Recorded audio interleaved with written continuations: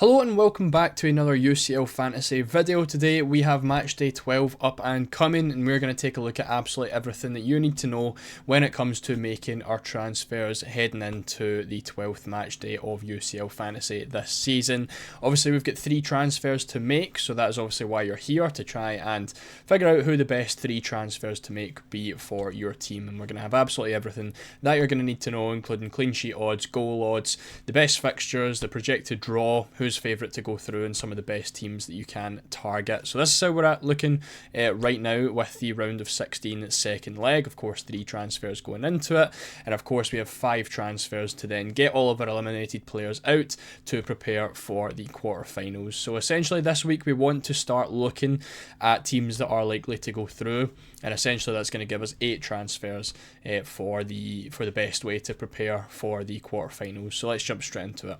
So we've got a couple of popular players back, a couple of important players that could do it quite well this week. Jude Bellingham is one of them, of course, a midfielder who was suspended for match day 11. He is an option that could be there. He's playing against Atletico Madrid away from home, and it is a Wednesday fixture, however, so I wouldn't say that he is absolutely essential, but he is still another decent option. Of course, Real Madrid aren't absolutely through. They only beat Atletico 2-1 in the reverse fixture, so it's more than possible that Atletico could turn that around. And of course, with it being a Wednesday fixture as well, is not going to be too ideal. Obviously we want to have as many Tuesday players as possible so we don't get overloaded when it comes to the bench players on Wednesday.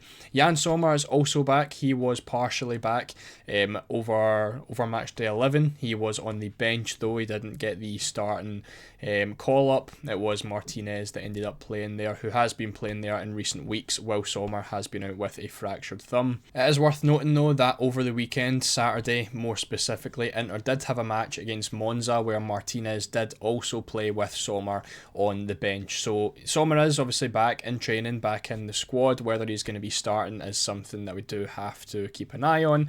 The Inter lineup is normally leaked very early before the deadline as well. So even though Barcelona is the team on Tuesday that is playing the 5:45 kickoff, we should know the Inter Milan lineup before the deadline does hit. I always post it over on my Twitter, so make sure you drop a follow. It's just right here below my face, and you can obviously get the link in the description for that, where we post all of the team news. Speaking of that, make sure to leave a like as well while you're down in the description, because it would be very much appreciated. And subscribe if you are new here. If this is your first UCL fantasy video, we do these for every single match day, team selections on Mondays, and of course as much guides as possible heading into it. So as we look at the current draw as well, of course there was a lot of hammerings in the first leg, which does mean it is going to be quite easy to really decipher who's going to be going through to the quarterfinals for at least a majority of the matches. Now these percentages are taken from Odds Checker. It was looking at the percentage of each team to qualify and then changing those odds into percentages. So that is why the percentages aren't, adding up to 100%. It is basically just fully based off of the odds on Odds Checker. So Arsenal obviously had a massive 7-1 win over PSV, are given a 100% chance of going through. Of course, for obvious reasons, PSV aren't going to turn that back around, and they are playing at home as well at the Emirates this week, so they're looking like a very decent pick for this week. But of course they do have the difficult fixture in Real Madrid, so while yes they are a really nice option for picking up players this week, they are going to have a difficult fixture in match day 13. Of course you are going to have 5 transfers to then maybe get the Arsenal players back out if they really aren't what you're looking for up against Real, and you're in the position where you don't have a lot of eliminated players. That could obviously be an option for you. 73% chance for Real Madrid to go through. Again, now playing away from home against Atletico isn't going to be the easiest of fixtures, so yes, someone like Bellingham could be a nice option to get in long term, but I don't really think it's the best fixture for him this week. Liverpool, after taking a 1-0 win away from home to PSG, now go back to Anfield with an 80% chance of going through. So it is at this point now where if you wanted to get a couple of extra Liverpool players in, it is definitely a possibility. Again, still not a tie that is completely over. PSG could definitely come back because they looked very, very solid in the first leg. But Liverpool, again, at home with a home fixture, looking to potentially go up against Aston Villa, who are given a 97% chance of going through against Club Brugge. So of all the teams in the quarter-final, Liverpool probably have the best fixture against Aston Villa, in which case the likes of Van Dijk, Szoboszlai, Trent Alexander-Arnold could be good additions, as well as Mohamed Salah. For Barcelona, it's a team that we probably already have 3 or 4 players from. Most of us should have a lot of the Barcelona players. They are now given a 94% chance of going through, and again, heading into the quarterfinals, they do have one of the more favourable fixtures against Borussia Dortmund or Lille. Obviously, it was a very tight game in the first leg. They're now both given essentially a 50-50 to go through, and whoever Barcelona play against in that quarterfinal, they are going to be big favourites for, so it is still going to be very useful having 3 or 4 players, probably 4 I would say more, up from Barcelona. Again, a home fixture against Benfica this week is going to be one of the better fixtures, so having 4 players this week is going to be great, and of course heading into that quarter final, having as many players as possible from Barca is definitely going to be beneficial. Bayern and Inter are looking essentially guaranteed as well to head into the quarterfinals against each other. Bayern now away from home to Bayer Leverkusen, so if you don't have any Bayern players in right now, probably wouldn't look too much into getting them. Again, it's a difficult fixture where Leverkusen are going to have to come out and get some goals, but again, more than likely to play against Inter Milan, which is going to be a difficult fixture in the quarterfinals. Kind of similar with Inter, but I think more with Inter. Again, a home fixture against Feyenoord, they can do really, really well. Clean sheets are going to be fantastic. Inter being one of the best defences in the Champions League this year. And then heading into Bayern, where I think they will be the favourites going into that leg. Of course, at this point in the Champions League, there isn't going to be any great fixtures heading into it. And I think like an Inter Milan defence could do really well against a Bayern Munich, who haven't been amazing so far this season, but obviously capable of 3-0 wins over Leverkusen does obviously make them a big threat.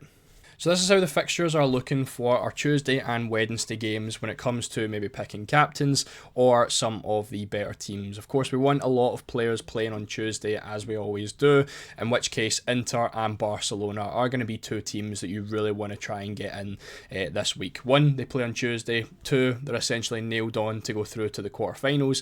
And 3, more in Barcelona's case, have a pretty decent fixture in the quarterfinals when they do go through. Leverkusen are playing at Bayern. Wouldn't probably look at any Leverkusen players. Wirtz did come off on crutches as well this week, so he looks like an easy transfer out with them looking heading out of the Champions League, and obviously a difficult fixture against Bayern Munich. Would probably look to move him on to someone else. Salah, difficult fixture against PSG, and then everyone on that right hand side are going to have very, very difficult fixtures, all being away from home. On Wednesday, our best picks, Aston Villa. Again, Villa are still looking very strong. A home fixture against Bruges is going to be the most favourable fixture of the match day according to the fixture ticker, but of course they then go into a match against Liverpool, which is going to be a little bit more difficult in the quarterfinals. So if you are going to look at an Aston Villa player, maybe only look at one, and then you're going to have to probably use one of your 5 transfers next week to get those guys back out. Arsenal, of course, a nice fixture against PSV.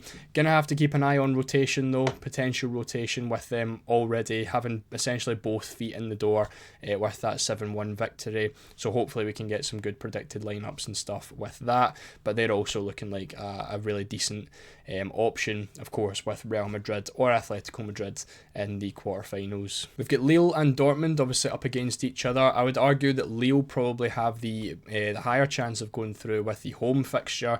Dortmund obviously going into a 1-each draw away from home. So if you've got a lot of Dortmund players in, which was a popular pick, having the home fixture against Lille, that could be an option to try and get a few of those out. I definitely wouldn't, remove every single one, because it's still a fixture that is, decent on paper, having Lille away from home, and they are obviously capable of going through. But if you've got triple Dortmund, maybe 4 Dortmund, maybe try and reduce that down to 1 or 2 players and look for the more guaranteed teams to go through, such as Barcelona, Arsenal and stuff like that. Again, as we have been mentioning, Inter and Arsenal both have fantastic odds of keeping up a clean sheet this week. So if you haven't loaded in on those defenders, it is definitely a decent week to do so. Both with over a 50% chance of a clean sheet and both essentially nailed on to go through to the quarterfinals as well. So if you're looking for defensive transfers, these are the two teams that you want to be looking at. Probably wouldn't even, entertain too many other teams. There's a big difference between Arsenal and Aston Villa in second and third place. I guess maybe a Barcelona defender could be an option if you don't already have the quad from them. But again, less than that, you've got Lille in at fifth, only a 28% chance, which isn't going to be too high. If you own defenders from maybe like Bayern, maybe Real Madrid, again, could be a decent option to move off of those guys and move to someone like Inter or Arsenal. That is a bit of a luxury transfer again, the likes of Bayern already having a foot in the door. Moving them on now to an Inter player could be a bit of a luxury. Obviously, you do want to focus your transfers on the teams that look like they're going to be heading out this week. Barcelona are going to be the favourites with, again, an over 50% chance of picking up 3 or more goals. So again, the quad Barca, the triple Barca attack is going to be the move for you. Lewandowski, Rafinha, the two most essential players you can get from Barcelona. The other midfielder is, a bit of a toss-up. Do you want to go Yamal? Do you want to go for someone like Dani Olmo? Of course, in defence, you've got Koundé, you've got Szczesny, the £4 million goalkeeper. Again, all really, really good options. Inter Milan as well, with a 41% chance of picking up 2.5 goal. Lautaro Martinez was a great pick. I did mention him in last week's Ultimate Guide video. He ended up picking up man of the match and a goal, which was great if you did go for him, considering how low of a scoring match day it was. That would have made a big difference. Arsenal are still given a pretty decent chance with 36%, so their attackers are still looking pretty decent. And of course, Aston Villa in there with a 34% chance. Again, probably wouldn't look at more than one Aston Villa player in your squad, with them having that difficult fixture in the quarterfinals. An update on ball recoveries for this week. Marquinhos and Pacho are still the top two with 83 and 82 ball recoveries.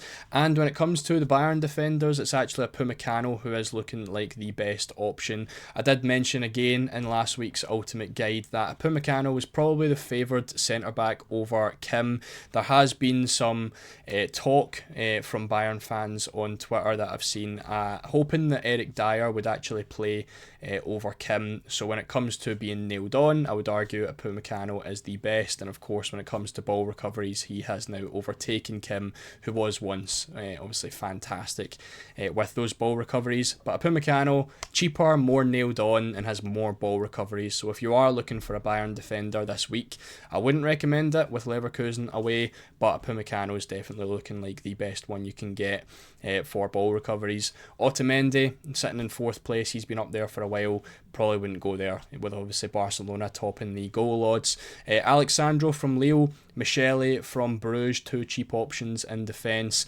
Biscaglia, another one. Schlotterbeck from Dortmund, and then it's De Kuyper, who's actually the only midfielder on this list, picked up a goal in the first leg of the round of 16. He's only 4.5 million, and he's made his way in there as well.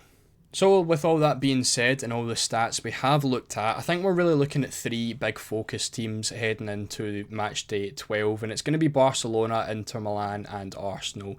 Less so Arsenal, obviously having probably the most difficult fixture of the quarterfinal. I wouldn't expect Arsenal to get through Real Madrid, but of course if you have these 3 teams, if you get 4 players from all 3 of these teams, that is 12 of your 15. Heading into 5 free transfers in the quarterfinal, you've got more than a decent enough opportunity to take out some Arsenal players if you want to go all out for the PSV fixture this week. But all 3 of these teams essentially already qualified for the quarterfinals, all have home fixtures and all have great home fixtures at that as well in match day 12. Again, Barcelona with the most favourable quarterfinal fixture. Inter Milan, I would back them to beat Bayern Munich in the quarterfinal, but that is one that is definitely more of a toss-up. And then Arsenal, of course, most likely to go out in the quarterfinal. But I've got my 4 favourite players on the list on the right-hand side, if you did want to look at that. Of course, Szczesny is still a really nice option for Barcelona. However, there has been some talk this week of the potential return of Marc-Andre ter Stegen, who has obviously been Barcelona's #1 goalkeeper for for so long. Basically what came out is that Ter Stegen aims to be back for April, which is going to mark his return at around the quarterfinal mark, which means this could be the last game with Szczesny as our goalkeepers. But what is important to know is that Ter Stegen isn't registered for the Champions League, and Szczesny has been a big fan favourite for Barcelona very recently. He's had a fantastic season for Barca, a lot of calls for him to just be the actual number one, so even with Ter Stegen back, I think there's a good chance that Szczesny is going to remain the number one for the remainder of the season. And of course, with Ter Stegen not being registered, it would mean that Barcelona would need to deregister another goalkeeper in order to bring Ter Stegen in, and I don't think Szczesny is going to be dropped for that. So it's definitely something to keep an eye out on, but I don't think it's something to panic about. I think if you do want to bring in Szczesny this week, it is still a really good option, but we are still a good month away from the quarterfinals, so it is something we could maybe wait and see. If you do want to bring Szczesny in this week and you are a little bit sceptical of that, you could always wait until we get more news towards the quarterfinals, and of course with Ter Stegen's injury, so we can wait and see. But I still think Szczesny is going to be a really good option for the long term. I can see him keeping that number one jersey. So that's going to be it for the ultimate guide for Matchday 12. If you enjoyed, make sure to leave a like on the video and subscribe. Of course, the team selection video for me will be out tomorrow, and I'll show you what my 3 transfers are going to be and my captaincy choices as well. So thank you all so much for watching, and I'll see you all in the next one.